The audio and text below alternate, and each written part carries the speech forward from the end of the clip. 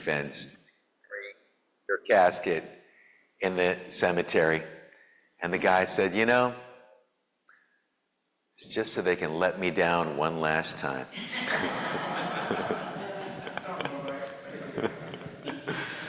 All right, good. I know it's Super Bowl Sunday. So happy whatever that is. Yeah, happy happy something.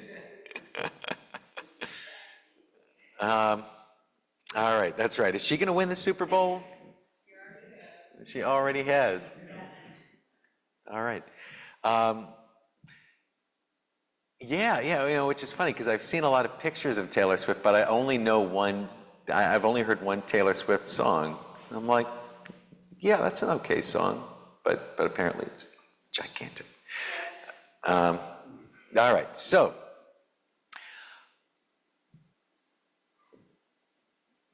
the Bible. The Bible. Here's something we don't talk about much in a Unitarian congregation. The Bible, The Bible, it's like it's the great conversation killer, you know, because for people who know the Bible, you just quote something from the Bible and the whole discussion is over. And for people who don't know the Bible, you say something about the Bible and they're just gone. So that's okay. That's okay. We all live under the shadow of the Bible. My favorite quote from the Bible is from the book of Proverbs, and it is, like a dog that returns to its own vomit is a fool who returns to his folly. And like that's good biblical advice. All right, so now, there's always this question, this stuff in the Bible, the stories in the Bible, did these things actually happen? Some of them did. Some of them are doubtful. Like when the Bible tells us that that God created the heavens and the earth in the year 4004 BC. Like, did that really happen? Did it go down that way? Is the earth only 6,000 years old? Yeah, maybe not, probably not. However, the stories of creation in the Bible are telling us what happened, and they've got their versions of what happened, and there's actually a great deal of contradiction even within the Bible itself about what happened and in what order. And that's okay, because the storytellers were not that concerned with what happened. That was not their primary concern. The primary concern of those storytellers was why? Why did it happen? What does it mean to be a human being? What does God want from a human being?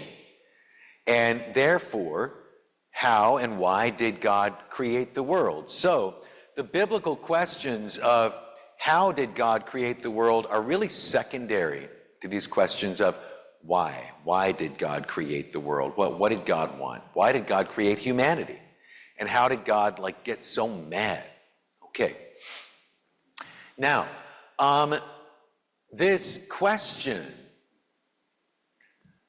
why is God so angry at humanity? Now this question, we could say, oh, the answer is this woman stole this piece of fruit in the Garden of Eden. Well, that's whatever. Why? But more important, the question, why is God so angry at humanity? Now we can look back and we can see around the time that this question really started to come into people's minds. That question does seem to be around 6,000 years old.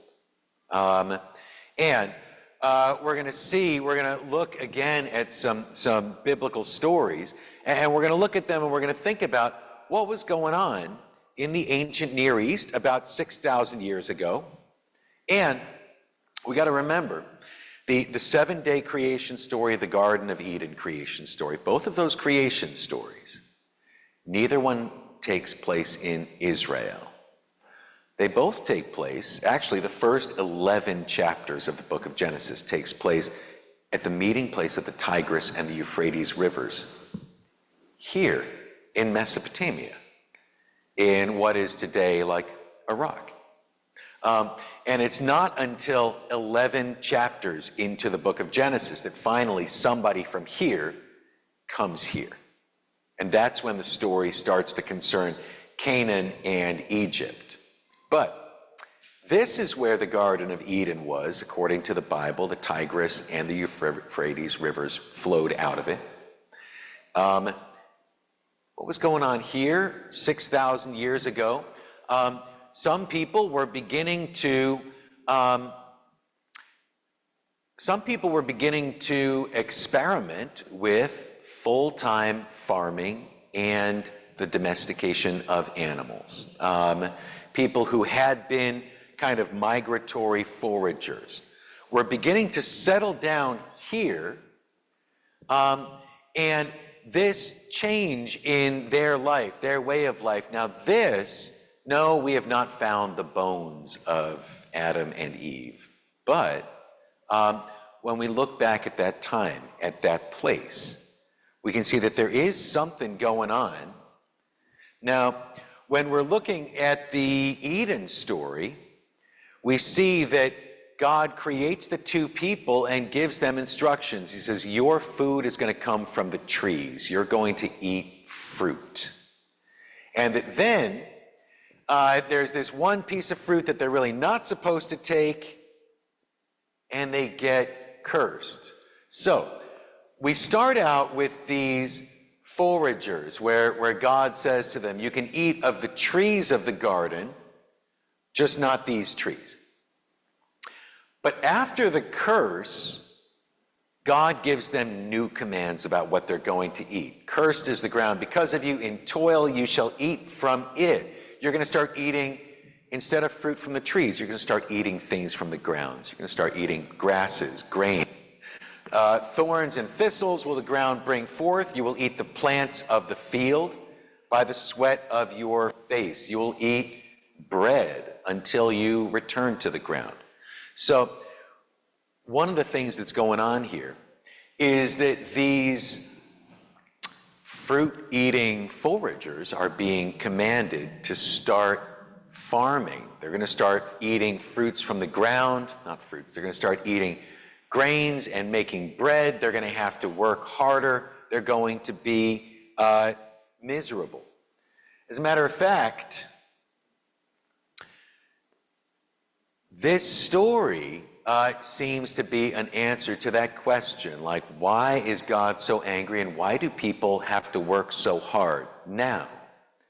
Because in recent memory, people had been kind of migratory foragers. And to give you a sense of this, because we know, because anthropologists have looked at this, where you can still find foragers, migratory foragers, what we might call hunter-gatherers, where you can still find them on Earth, and they do still exist. The hunter-gatherer diet is about 15 hours a week of work to get your food. Now, then when the anthropologists look at agriculturalists, like farmers, people who like work the ground and make bread, now those are the people who are working 50 or 60 hours a week. And so we might have this idea that foraging, hunting, gathering was like this constant, desperate scramble, that there was never enough, that you always had to move. You did always have to move because you always wanted to go to a place where it hadn't been picked clean. And then once you picked it clean, you had to move to the next place. But it was not this desperate, like around-the-clock starving thing. And again, we know that because anthropologists have looked at foragers in like modern times. So one possibility for this story, the anthropologist Daniel Quinn suggested that this Eden story is a story that may have been told by kind of the neighboring foragers who witnessed, who saw these people who began their kind of miserable toil and their grain farming, and that maybe the neighboring foragers said, why are these people so miserable? And if growing their food makes them so miserable, why don't they stop and do something else? And that maybe the story that they told to explain it was maybe these people were cursed by their God and that they've been forced to take on this new difficult kind of life.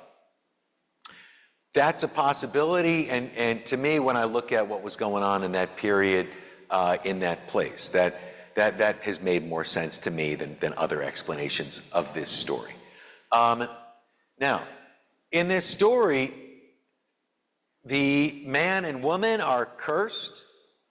They're going to become agriculturalists, and in the next generation, it's going to split. So the story tells us that they had Abel, a keeper of sheep, and Cain, a tiller of the ground, somebody who farms the ground. And this is generally shown as one of these classic stories of like two brothers who can't get along. Another way to look at this would be like two communities that can't get along. Now, we can look for this in like history and biology, and that's going to be kind of a frustrating exercise. Another way to look at it, the scholar John Dominic Crossan, for example, says that maybe this story of the rivalry between these two siblings is not fact or fiction, but that it is some kind of parable. It's a story that contains a truth, regardless of whether it is factual or not. There's a scene in Monty Python's The Life of Brian where the preacher said, a father had two sons, and immediately he gets interrupted. And somebody says, what were their names? And he says, it's not important. He says, no, what were their names? He says, I don't know, this and this. And the guy says, you're just making this up. Okay, well, that's a joke because when Jesus said, like, a father had two sons, the question was not, did they scientifically exist and where were they and what were their names and social security numbers? The question was, what's the message here? What's the truth that's coming across in this parable? The story of, a father had two sons and they were Cain and Abel, that can be a parable, regardless of whether it is fact or fiction. And a parable does not require Cain and Abel to be singular human beings. It can just mean there were the farmers and there were the shepherds, and they could not get along.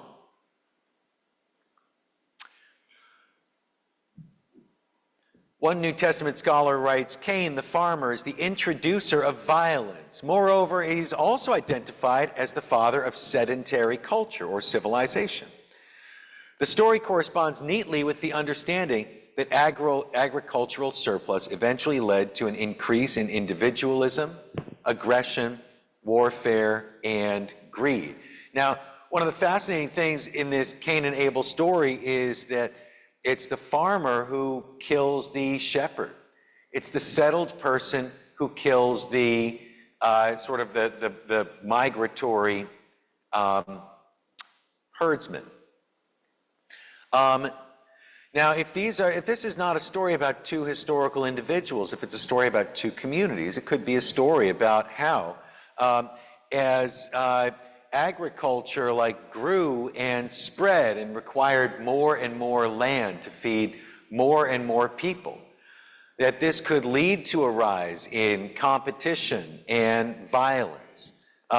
This can also lead to things like the invention of the city. There's that quirky thing in the Cain and Abel story where, because it tells us there was one man and one woman, and then they had two sons.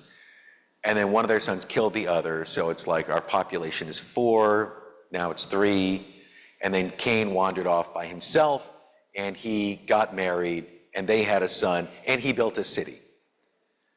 And it's so the population was 1, then it was 2, then it was 4, then it was 3, and now you've got this woman showing up out of nowhere, and now suddenly they are enough people to build this whole thing.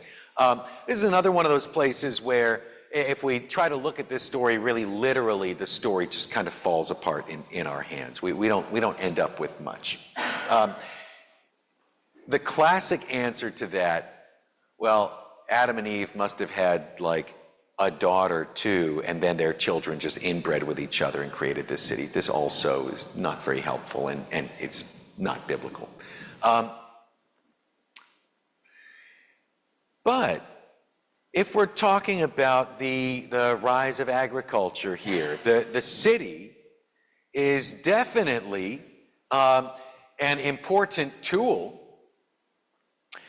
in the rise of agriculture. The first cities, as we know, a city didn't mean like a big, like a city like Niagara Falls. It meant a place with four walls around it.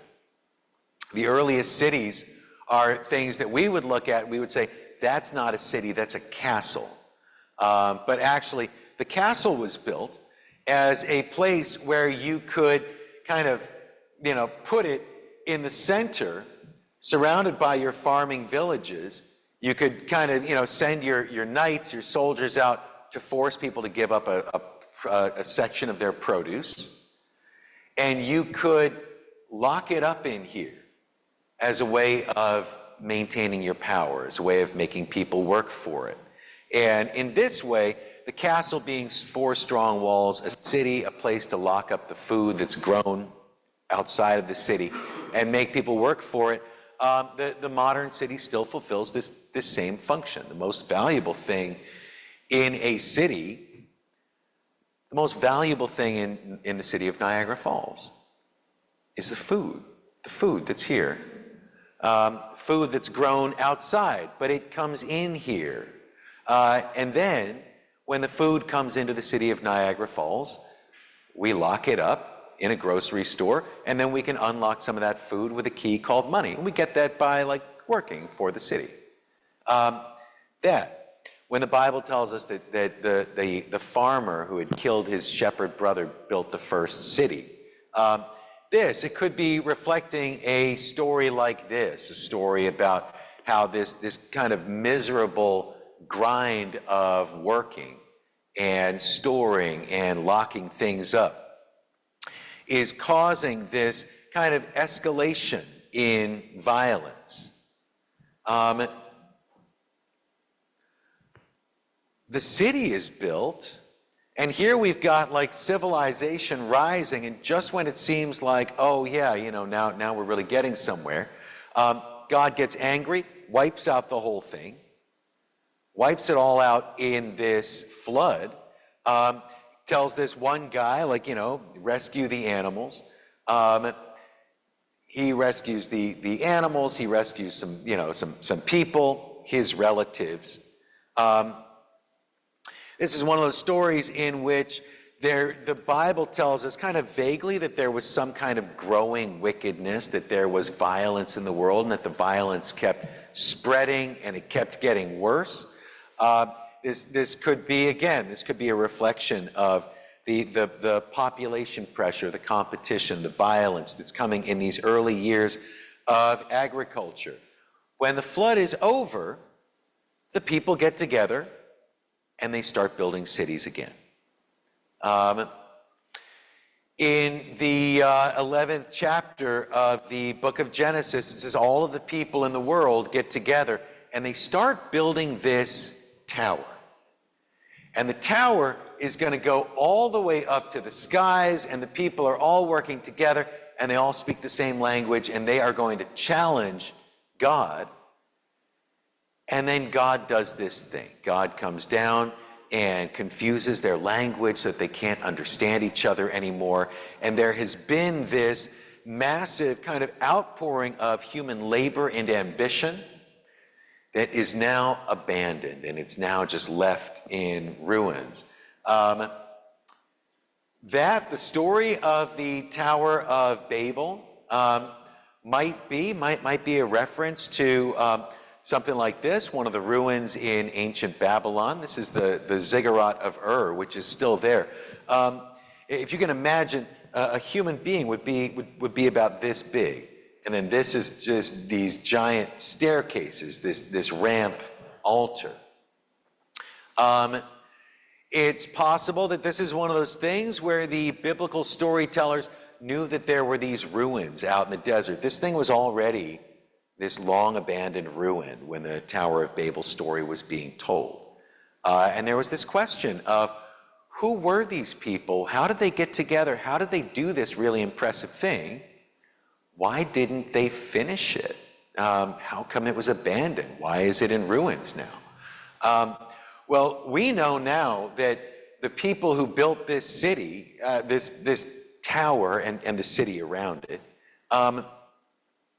what brought them down was that their population got to be too great. They were putting too great a demand on their farmlands, and their method of canal farming accidentally salted their fields. They just needed more and more water. And they accidentally salted their fields. The farms just dried up and turned into desert. And all of the stuff that they had built, it had to be abandoned. You just couldn't live there anymore. You could not support human life there anymore. So this is another one of those things where we have a story. It's a mysterious story. It's another story of like God coming around and cursing people. In this case, it is God comes around and makes all of the people speak different languages so that they can't understand each other. But historically, we can say, like when this experiment fell apart, the people who had been doing this, they couldn't go as one group and go somewhere else. There was just too many of them. They split up. They went in various directions. They went to various different places, and they did develop different cultures, and they did begin kind of lose the ability to communicate, to cooperate. One of the people in the Bible that we meet after the fall of the Tower of Babel this is when we meet the character of Abraham. When he lived in ancient Babylon, when we first meet him, his name is Avram, which means something like Ram is the father, and Ram being some Babylonian god. And God says, you're not going to be called Avram anymore. You're going to be called Abraham. It's Hebrew. It means father of multitudes. His name gets changed. His wife, Sarah, and Sarah is not a proper name. It was a job title. It meant assistant priestess to the moon in Babylon. He runs off with this moon priestess, and the two of them, we're told, they start this thing. They become shepherds. One of the things that God says to Avram, he says, you need to leave Babylon. You need to come to this other place. It is Canaan, or what we today would call Israel. And God tells him, I'm going to make you into a great nation, and you will be blessed, and all the people of the world will be blessed through you. The strange thing here is that God has been so angry at nations. He's been so angry at the cities. And the Bible has already told us. The city, the nation, was invented by Cain because he was cursed. And then there were the cities that were, that got to be too big, and God destroyed them with the great flood. And then there was the city of Babel, which became too ambitious and too tall, and God destroyed that too. So in the Bible up to this point, the city has been a bad idea. The city has been a punishment. It's something that God did because he was angry, and then God keeps getting angry about it every time people do it. So it's strange then that the Bible tells us, now all of a sudden, God wants to start a nation. And yet, God doesn't do it. He brings Abraham there, but he does not make him a king. He does not start a nation. As a matter of fact, Abraham in his story, he kind of has to keep running around between the kings and the nations because they don't like him. He doesn't get along with them.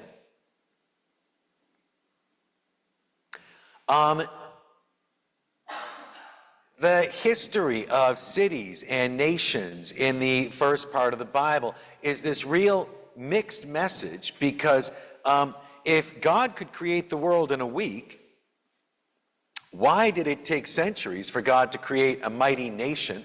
If God really wanted nations, why not do that with Adam and Eve, or Noah, or Abraham, Isaac, Jacob? We've got all of these wandering people. The only people who are building cities and nations in the early part of the Bible are the bad people, the people that God is really angry at.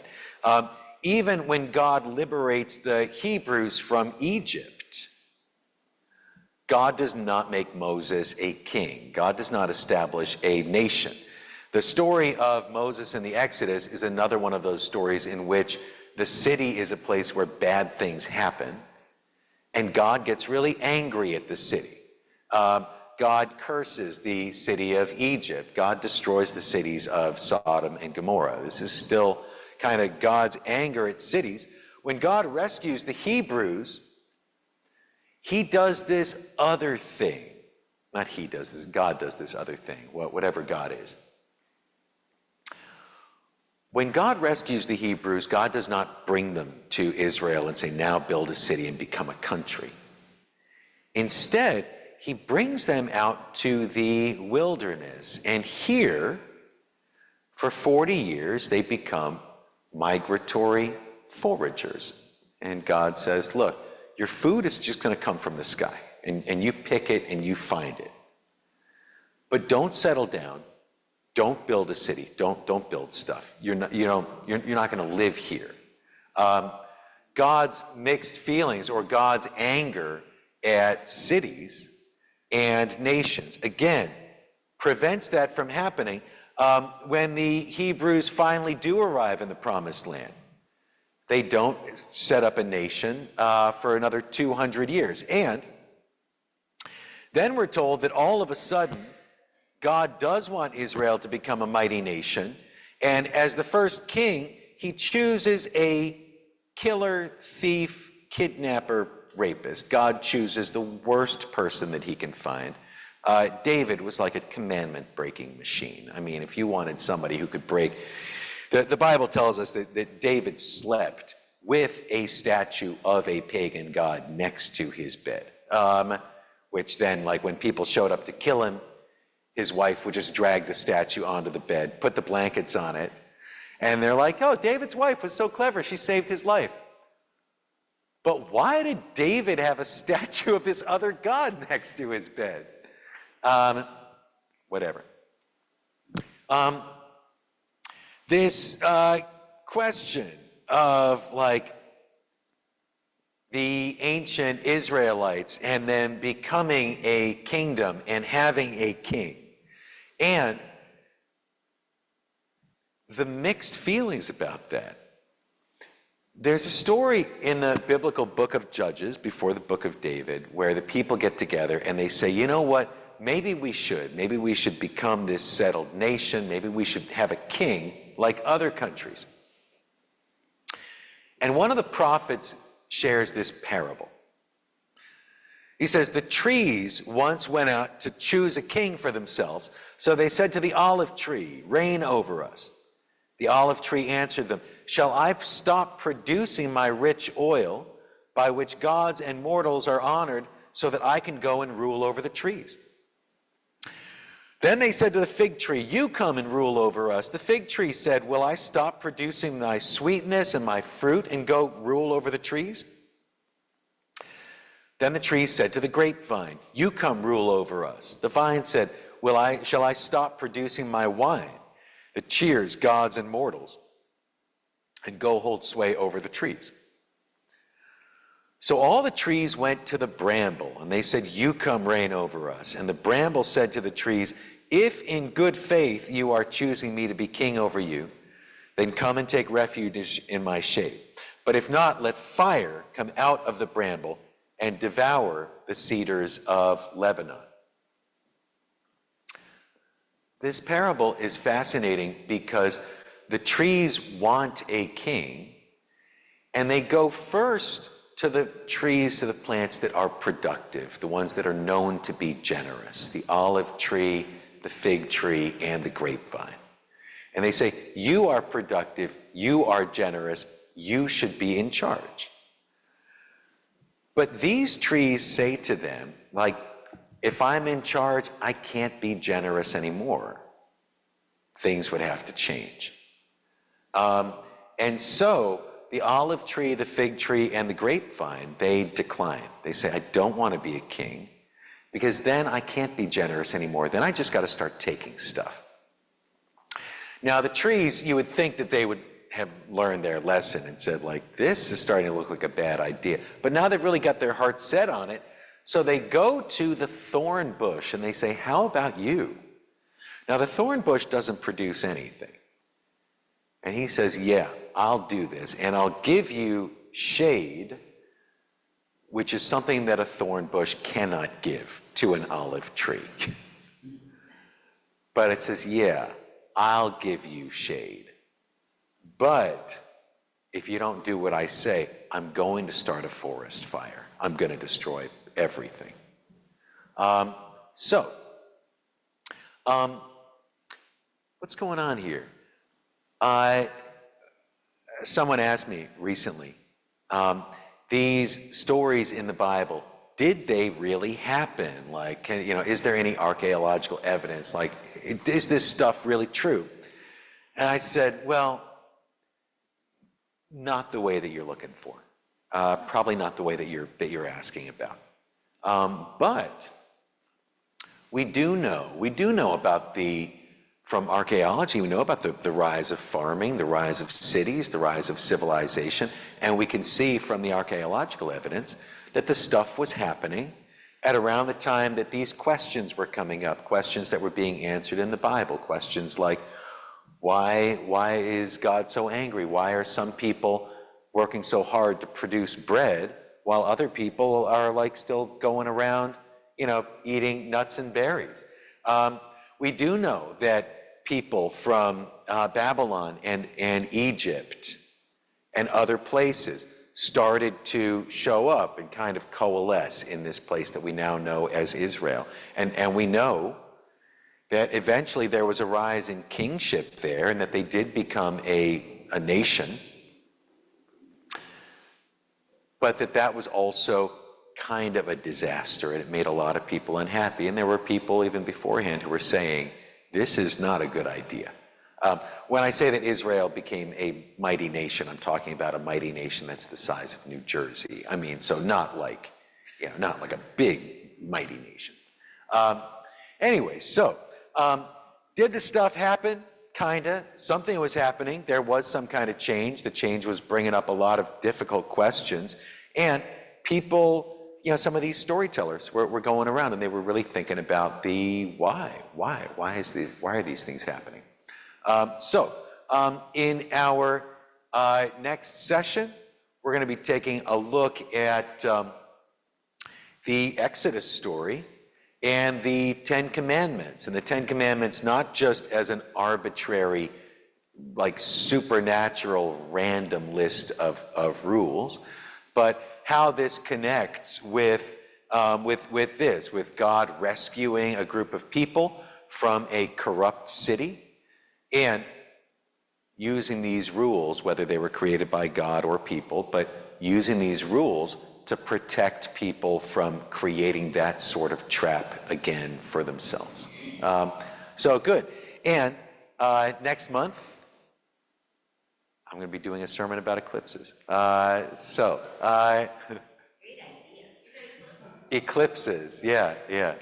I mean, either that or eclairs, but whichever one, but one or the other, but probably eclipses. All right, but like if you're going to do an eclipse thing, you should have eclairs there because it's kind of like an eclipse in donut form, So good. So okay, let's do this. Next month, I will do a sermon about eclipses, And I'll just really hope that there are eclairs at coffee hour. So thank you very much, and I'll see you next month. Thank you.